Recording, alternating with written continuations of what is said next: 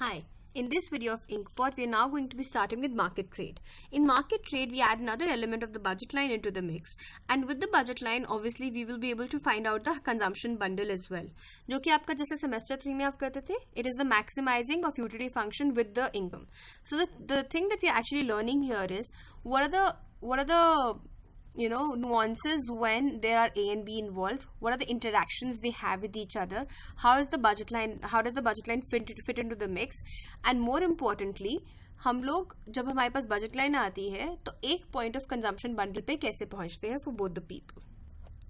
So trade implies equilibrium. So when the question asks you find equilibrium or the question asks you find market rate, it is always the same thing. And second thing is that equilibrium is always at a certain price. मतलब अगर किसी चीज़ का price 10 rupees है जहाँ पे demand is equal to supply है तब 10 रुपये उसको इक्विलिब्रियम बोलेंगे. Without the price there is no equilibrium. So equilibrium is always at a certain price. So we want to find out in market trade that equilibrium price where demand is equal to supply. In a sense, that's what it is. So let's understand. So we have A on the x-axis or the origin here. This is B's origin, right? A के पास कुछ endowment है, B के पास कुछ endowment है. जब हम A के लिए budget लाएंगे, then the budget line will be like this.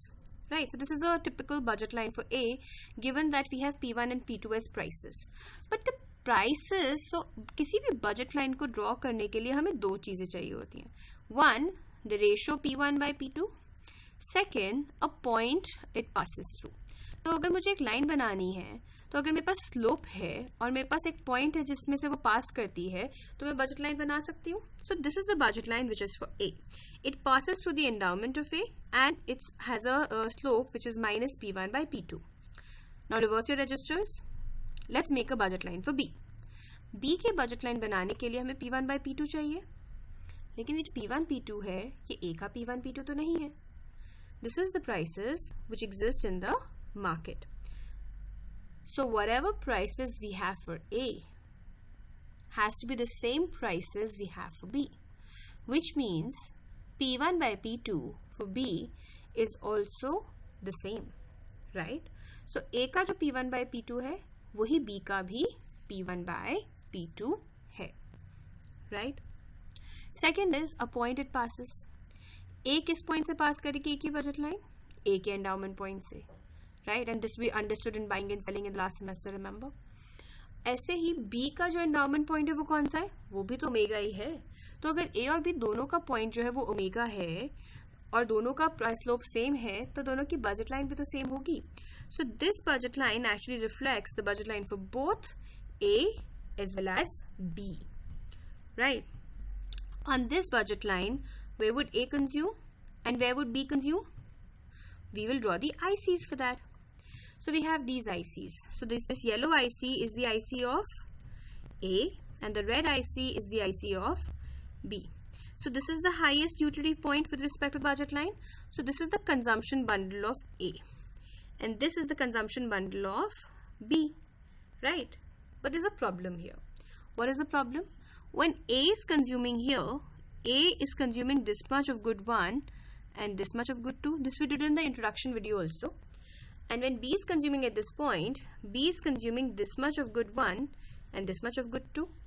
So I can take this vertical line down. So that would mean that itna good hai good 1 ka which neither person is buying.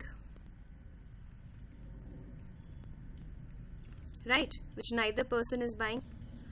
और इसको इस horizontal line को मैं यहाँ पे लेके जा सकती हूँ. Which means इतना portion है good 2 का which both people are buying. Which means we have excess supply of good 1 and we have excess demand of good 2, which means P1 should fall and P2 should rise, which means P1 by P2 overall should fall. If P1 by P2 overall falls, then our budget line slope changes. Our budget line becomes a little more flatter and it will keep on becoming flatter till the two ICs are tangent at the same point. Because when they are tangent at the same point, then there would be no excess supply and no excess demand. So this is tangent at the same point. So when they are tangent at the same point, there is no excess supply and there is no excess demand. And what is the condition here? The condition here is MRS of A is equal to MRS of B is equal to P1 by P2.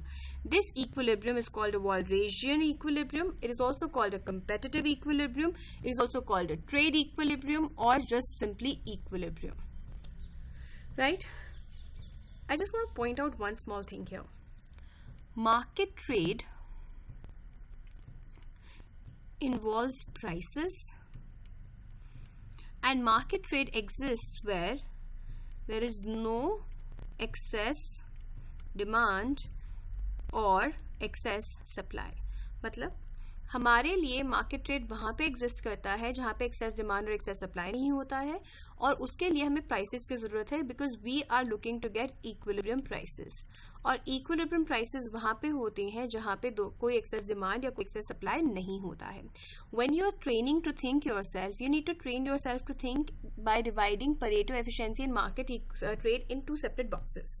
Pareto efficiency में हम लोगों को किस चीज़ का फर्क नहीं पड़ता, किसी भी चीज़ का. एंडाउमेंट कहाँ है, वी डोंट केयर. प्राइसेस क्या है, वी डोंट केयर. हमारा एक्सेस डिमांड है, सप्लाई है, we don't care. The only thing in Pareto efficiency we care about is the economy's welfare. You're wearing the welfare hat then, and you are telling yourself, you're telling everybody that you are going to do what's best in the economy's interest, which means which is best for everybody living in the economy better. That's Pareto efficiency. The moment you shift from a market efficiency, Pareto efficiency, to a market trade, then you suddenly start thinking about endowment.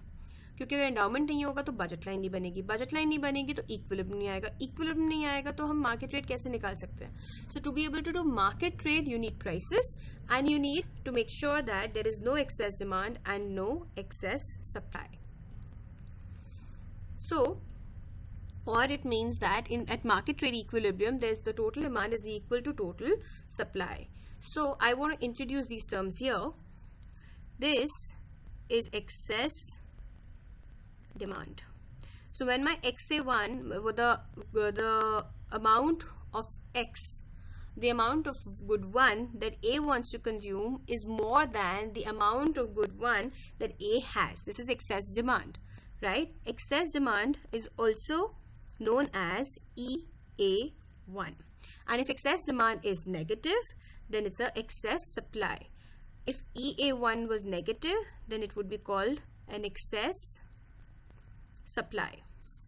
When you add EA1 plus EB1 together, that means excess supply, excess demand of good 1 by A and excess demand of good 1 by B, then you get Z1. Z1 is the total excess demand of good 1 by either A or B for good 1. ऐसे ही हमारे पास good 2 के लिए भी है. We have XB2 minus the omega B2 plus XA2 minus omega A2, which is excess demand of good 2. This when you add together will give you Z2. So which is EA1 plus EB1 or this is EA1 plus EB1 which is equal to 0, which is Z1 is equal to EA1 plus EB1. Right? This is what we've written on the right hand side. These are just notations. We're going to be using these notations in the next video when we start doing the Walras law. Right now, these are just for the notation purpose. Otherwise, in market trade, you need prices, you need endowment, you need a budget line, and you need to maximize your IC against a budget line, which is your equilibrium. And in the next video, we're going to be proving this. This is your Walras law. Actually, it's much more than Walras law. Herein, ये वाला हम video में proof तो करेंगे, but let me just say what it's trying to say here. It's trying to say कि जब मेरा P1 जो है, जो प्राइस जो है, वो equilibrium प्राइस है. Then P1 is not P1 but P1 star, just a notation. You could call it P1 hat, you could call it P1 phi, you could call it anything. So P1 star is just a notation. P1 star कौन सा price represent करता है? Equilibrium price. तो अगर P1 star equilibrium price refer करता है, तो Z1 जो है वो 0 होगा ही होगा ना. So at equilibrium prices, Z1 is 0 and Z2 is also automatically 0. That's what it wants to say. So equilibrium कहाँ पे exist करता है? जहाँ पे हमारा Z1 और Z2 0 होते हैं. So that's it. That was what we did in market trade. The next video that we do, we're going to be doing the market trade numericals, and after that we're going to go into more theory of this chapter, which includes Walras law, implications, etc.